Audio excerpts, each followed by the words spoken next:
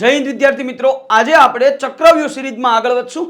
ચક્રવ્યૂહ સિરીઝની અંદર આપણે 4 એપિસોડ જોયા। 4 એપિસોડની અંદર આપણે અલગ અલગ 4 પ્રકારની પેટર્ન જોઈ અને એ જ પેટર્નના અલગ અલગ 5 જેટલા એક્ઝામ્પલ જોયા, એની અંદર કોન્સેપ્ટ જોયો, એની અંદર શોર્ટકટ જોઈ। આજે આપણે 5મા નંબરની પેટર્ન જે છે, આપણી 5મા નંબરનો જે પાઠ છે એની અંદર જોવાનું છે હાથ મેળવવાની ક્રિયા। ઘણી વખત તમે એવા દાખલા જોયા હોય કે ભાઈ એક મીટિંગની અંદર 20 વ્યક્તિઓ છે, આ પરસ્પર એકબીજાને હાથ મેળવે તો હાથ મેળવવાની કુલ ક્રિયા કેટલી વખત થાય, આવા પ્રશ્નો આવતા હોય। આ ઉપરાંત સાહેબ અમુક અસમરેખ બિંદુઓ, એની મદદથી ત્રિકોણ કેટલા બને, એની મદદથી ચતુષ્કોણ કેટલા બને, એની મદદથી જીવા કેટલી બને, એની મદદથી સાહેબ રેખા કેટલી બને, તો આવી જે ગણતરી છે એ આજના લેક્ચરમાં જોવાની છે। ચાલો તો આગળ વધીએ। પહેલા આનો એક કોન્સેપ્ટ શીખ્યા સાહેબ, હાથ મેળવવાની ક્રિયા। તો હવે જો એક બેઝિક વસ્તુ તમે શીખો કે ભાઈ 4 વ્યક્તિ હોય, આ 4 વ્યક્તિ હોય, આ પરસ્પર એકબીજાને હાથ મેળવે છે। જો 4 વ્યક્તિ એકબીજાને હાથ મેળવતા હોય તો ઘટના કેવી બનશે? આ પહેલો વ્યક્તિ, આ સાહેબ બીજો વ્યક્તિ, આ ત્રીજો વ્યક્તિ અને આ ચોથો વ્યક્તિ। આ 4 વ્યક્તિ એકબીજાને હાથ મેળવે છે તો હાથ મેળવવાની કુલ ક્રિયા કેટલી વખત થાય? તો સાહેબ પહેલો વ્યક્તિ છે ને એ બાકીના 3 હારે હાથ મેળવી શકે, બાકીના 3 સાથે આ વ્યક્તિ હાથ મેળવી શકે। પહેલો વ્યક્તિ આ 3 સાથે હાથ મેળવી શકે। હવે બીજો વ્યક્તિ, તો જો આ બીજા વ્યક્તિ પહેલા વ્યક્તિ સાથે તો હાથ મેળવી જ લીધા હોય તો એ આ બીજા 2 વ્યક્તિ સાથે જ હાથ મેળવી શકે। ઓકે, ચાલો હવે તો સાહેબ આ વ્યક્તિ, તો આ વ્યક્તિએ જો બીજા 2 સાથે હાથ મેળવી લીધા હોય, આની સાથે હાથ મેળવી લીધા હોય, તો હવે આ વ્યક્તિ છે ને એ બાકીના એક વ્યક્તિ એટલે કે આની હારે જ હાથ મેળવી કે બાકી કોઈ હારે ન મેળવી કે આને જ બધા હારે હાથ મેળવી લીધા, આને જ બધા સાથે હાથ મેળવી લીધા હોય તો સાહેબ આ ચોથો વ્યક્તિ છે એટલે કે આમ ગણીએ તો પહેલો વ્યક્તિ, દાખલા તરીકે 4 વ્યક્તિમાં પહેલો વ્યક્તિ એની સિવાય બીજા 3 હારે હાથ મેળવી શકે। હવે બીજો વ્યક્તિ છે તો આની હારે હાથ મેળવી લીધા, તેની ગણતરીમાં જ નહીં લેવાનો, બાકીના 2 હારે હાથ મેળવી શકે। આ વ્યક્તિ છે એ બાકીના 1 હારે હાથ મેળવી શકે, પણ આ વ્યક્તિ કોઈ સાથે હવે હાથ ન મેળવે કેમ કે બધા હારે હાથ મેળવી લીધા હોય। 3 દુ 6, 6 1 6, તો હાથ મેળવવાની કુલ ક્રિયા 6 વખત થાય। પણ સાહેબ આમ ગણવા બેહીએ તો વાર લાગે, તો આના માટે આપણે એક સિદ્ધાંત ભણવાનો છે જેનું નામ છે સંચય। એક આખું ચેપ્ટર આવશે ક્રમચય અને સંચય। ક્રમચય એટલે શું થાય? ક્રમચય એટલે જ્યારે કોઈ વસ્તુની ગોઠવણી કરવાની હોય ત્યારની વાત, એટલે ક્રમચય સામાન્ય ભાષામાં સમજીએ। સંચય એટલે અમુક વસ્તુમાંથી આપણે અમુક વસ્તુ સિલેક્ટ કરવાની હોય, પસંદ કરવાની હોય ત્યારની વાત છે, બરાબર? તો સંચય એટલે કંઈક પસંદગીની વાત છે। હવે સંચયને તમે આમેય લખી શકો ભાઈ, NCR, આમેય લખી શકો, પછી આ રીતે લખી શકો NCR, આમેય લખી શકો, આમેય લખી શકો NCR। આનો અર્થ શું થાય? તો સાહેબ n વસ્તુમાંથી આપણે અલગ અલગ r વસ્તુની પસંદગી કરવાની છે। ટોટલ n વસ્તુ, એમાંથી આપણે r વસ્તુની પસંદગી કરવાની છે। ક્લિયર? આટલી વસ્તુ સમજાણી? ચાલો હવે સમજીએ। અહીંયા દાખલા હશે હાથ મેળવવાના, તમારે પોઈન્ટ જ પકડવાના આવા બધા દાખલામાં।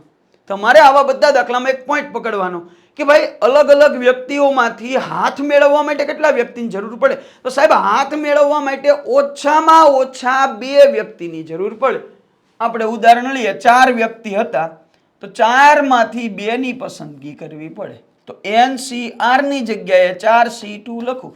આનો અર્થ શું થાય? તો સાહેબ અત્યારે આપણે સંચય આખું નથી સમજવું, બસ એટલી વસ્તુ સમજી લઈએ। અહીંયા બગડો દેખાય ને એટલે ઉપરની સંખ્યાને ઉતરતા ક્રમમાં 2 સુધી લખી નાખો, એટલે 2 આંકડા ઉતરતા ક્રમમાં લખી નાખ્યા। નીચે બગડો છે તો 2 ગુણ્યા 1, આને ઉતરતા ક્રમમાં લખો, આપી દો સાદું રૂપ 2 દુ 4। ઓકે, હવે ભાગ નો હાલે, 3 દુ 6, તો હાથ મેળવવાની કુલ ક્રિયા 6 વખત થાય। હવે કદાચ 8 વ્યક્તિ હોય, એ પરસ્પર એકબીજાને હાથ મેળવે તો હાથ મેળવવા માટે 2 જ વ્યક્તિની જરૂર પડે ને, તો 8C2।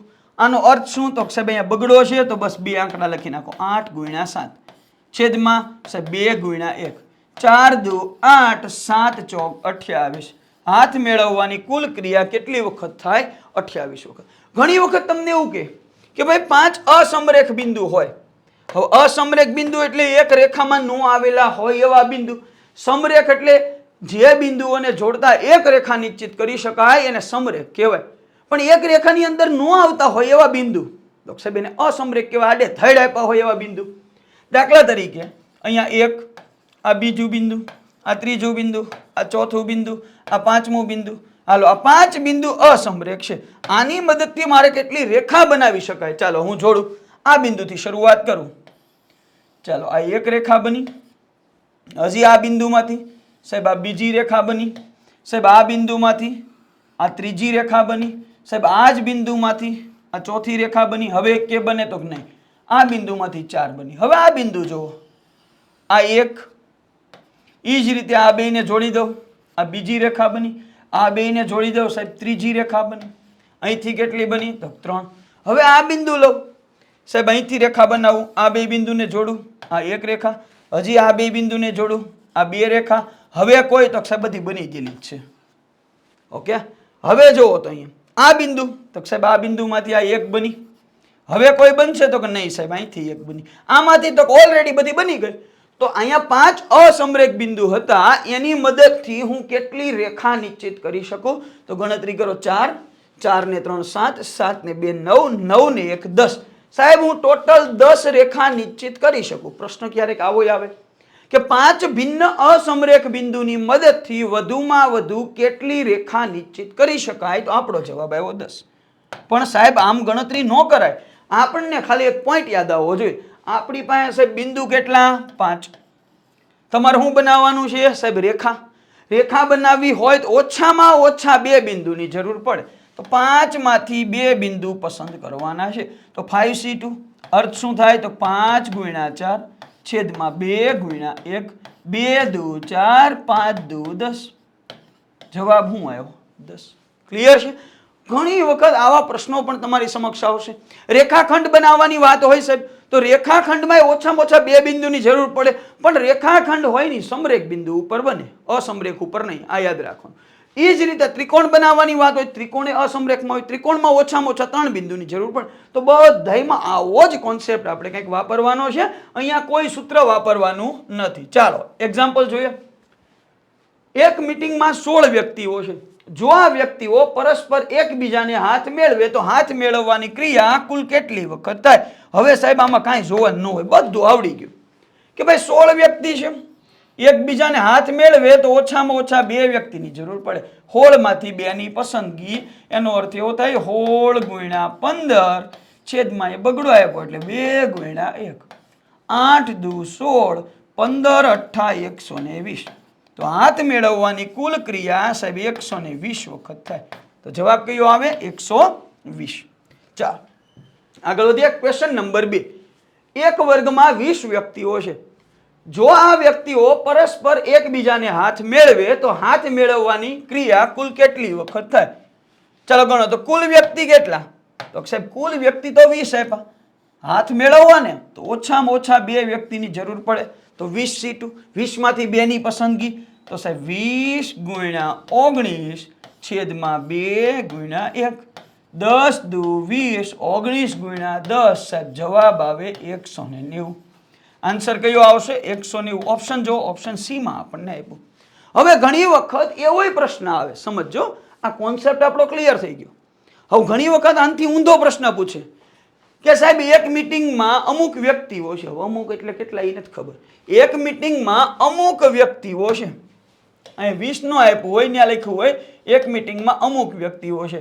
જો આ પરસ્પર એકબીજાને હાથ મેળવે તો હાથ મેળવવાની ક્રિયા કુલ 190 વખત થાય. તો વ્યક્તિ કેટલા હશે? આવો પ્રશ્ન પૂછે. આ જ વસ્તુ ઊંધી રીતે પૂછે. તમને ખબર પડી ગઈ હાથ મેળવવાની ક્રિયા હોય એટલે સાહેબ 2 જણાની જરૂર પડે. 2 જણાની પસંદગી કરવાની હોય તો અહીં 2 સ્ટેપ જ આવવાના. જો 20 × 19 આવ્યું છેદમાં 2 × 1. તો હાથ મેળવવાની કુલ ક્રિયા કેટલી વખત થઈ? સાહેબ 190 વખત થઈ. તો 190 બરાબર n(n-1). વ્યક્તિ કેટલા હશે બરાબર એ અહીંયા તમારે મૂકવાનું છે. વ્યક્તિ કેટલા હશે એ તમારે અહીંયા મૂકવાનું છે. ચાલો આમે તમે ગણતરી કરી શકો, કેમ કે આ જ વસ્તુ થઈ ને. જો n(n-1) એટલે અહીંથી 1 ઘટાડી દીધો છેદમાં 2. તો 190 બરાબર n એટલે ઓપ્શનમાં હશે જ, ત્યાંથી લઈ લેવાના 20. અહીંયા 19 છેદમાં 2 મળી ગયું.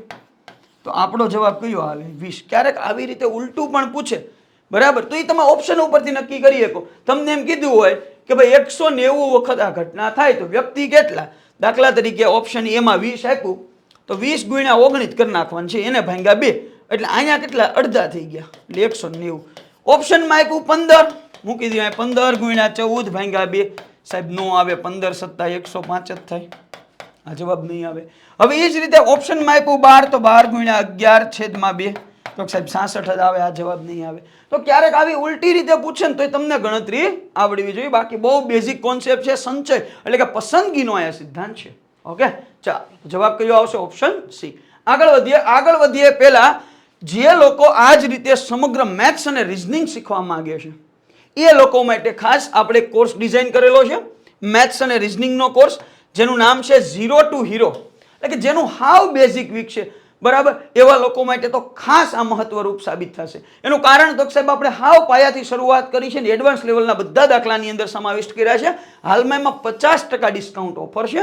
મેથ્સ અને રીઝનિંગનો સંપૂર્ણ કોર્સ તમને 3 મહિના માટે 999 રૂપિયામાં, જ્યારે 6 મહિના માટે 1299 રૂપિયામાં અને 1 વર્ષ માટે 1599 રૂપિયામાં મળવા પાત્ર છે. જો કોઈ ક્વેરી હોય તો તમે અહીંયા આપણો એક હેલ્પલાઇન નંબર આપ્યો છે, એના ઉપર કોલ કરીને વધારે માહિતી મેળવી શકો છો. બરાબર, તો જે લોકો જોડાવા માંગતા હોય તો અચૂક જોડાઈ શકો છો. અહીંયા 50% ડિસ્કાઉન્ટ ઓફર છે. પ્રોમો કોડ કયો છે? વેલકમ 50 નાખશો એટલે 50%માં જે ભાવ હશે એનું ડિસ્કાઉન્ટ થઈ જશે. ચાલો આગળ વધીએ. એક વર્તુળ પર 10 બિંદુઓ છે. આ બિંદુઓ જેના અંત્ય બિંદુઓ હોય એવી વધુમાં વધુ કેટલી જીવા બનાવી શકાય?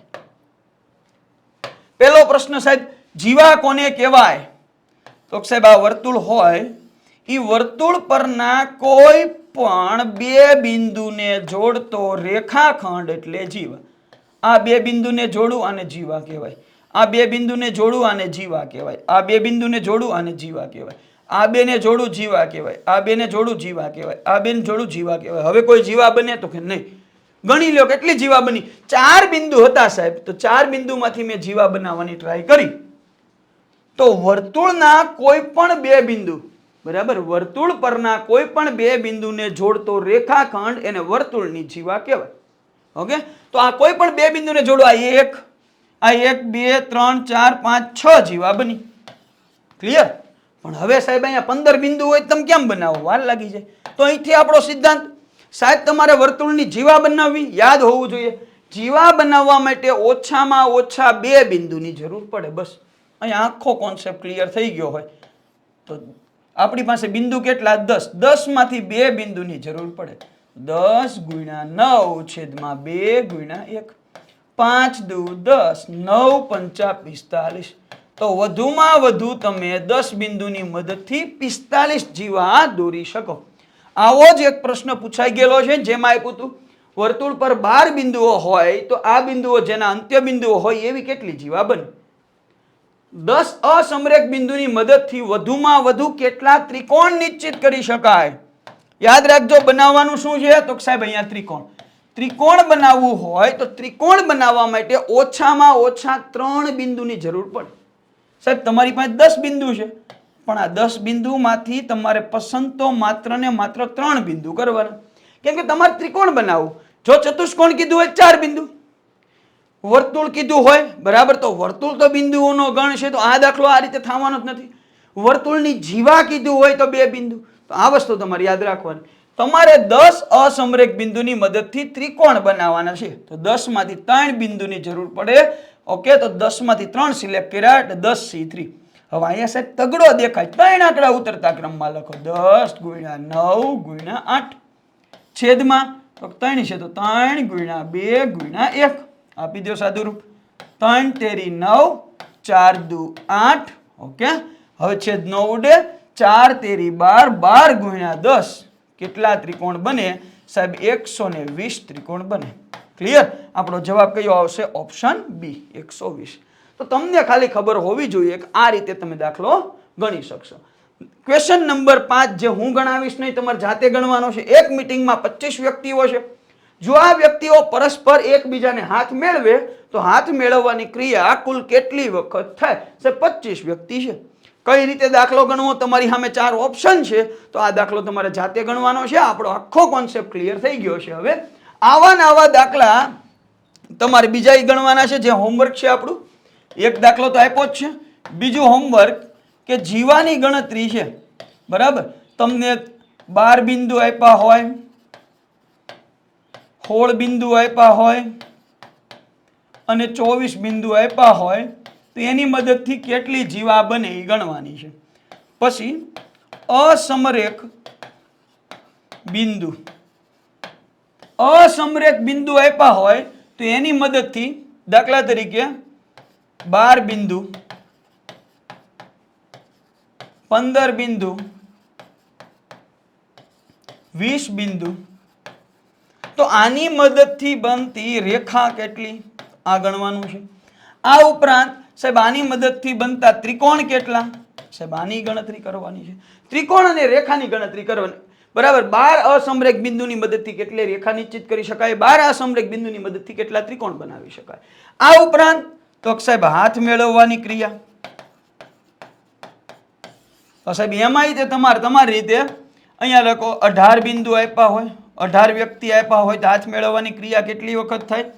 28 વ્યક્તિ હોય તો હાથ મેળવવાની ક્રિયા કેટલી વખત થાય. 50 વ્યક્તિ હોય તો હાથ મેળવવાની ક્રિયા કેટલી વખત થાય. 100 વ્યક્તિ હોય તો હાથ મેળવવાની ક્રિયા કેટલી વખત થાય. આટલા દાખલાની તમારે પ્રેક્ટિસ કરી નાખવાની છે, એટલે તમારે કોઈ તકલીફ પડશે નહીં. ક્લિયર? ચાલો, અહીંયા તમારો આખો કોન્સેપ્ટ ક્લિયર થઈ ગયો. અહીંયા 5મા નંબરનો ક્વેશ્ચન કે જે તમારે જાતે લખવાનો છે ને, કોમેન્ટ બોક્સની અંદર આની કોમેન્ટ કરવાની છે. લાસ્ટમાં આ લેક્ચરમાં તમને કેવી મજા આવી, કંઈક નવું જાણવા મળ્યું. આપણા આજે 5 એપિસોડ પૂરા થયા છે, બરાબર. જો મજા આવી હોય, દરેક એપિસોડની અંદરથી કંઈક ને કંઈક તમને જાણવા મળ્યું હશે.